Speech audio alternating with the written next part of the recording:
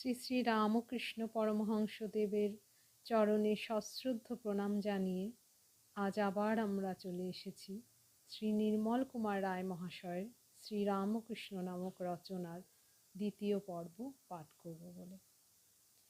আমার সকল বন্ধুদের নমস্কার জানিয়ে সরাসরি আমরা পাঠ শুরু করছি।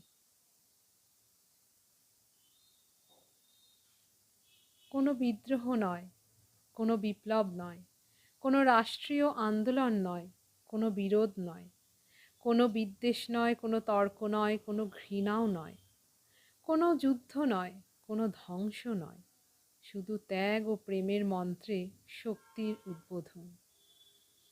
সংস্কার নয়, সংস্থাপন, বিয়োগ নয়, সংযোগ। আধুনিক ধ্বংসাত্মক সভ্যতার হাত থেকে সমগ্র জাতিকে রক্ষার জন্য ভারতের সনাতন ধর্মকেই পুনঃপ্রতিষ্ঠিত করলেন সর্বধর্ম সমন্বয়ের মাধ্যমে। নতুন কোনো ধর্মের প্রবর্তন ছাড়াই এই বিশ্বের মূলীভূতা চৈতন্যময়ী পরমা শক্তির সন্ধানে আকর্ষণ করলেন সমগ্র জাতিকে। শুধু ত্যাগ, শুধু প্রেম, মহাপ্রেম।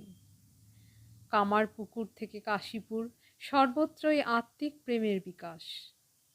কোনো দল নেই, কোনো সংস্থান নেই, কোনো বাহবা নেই, কোনো সংঘ শক্তি নেই।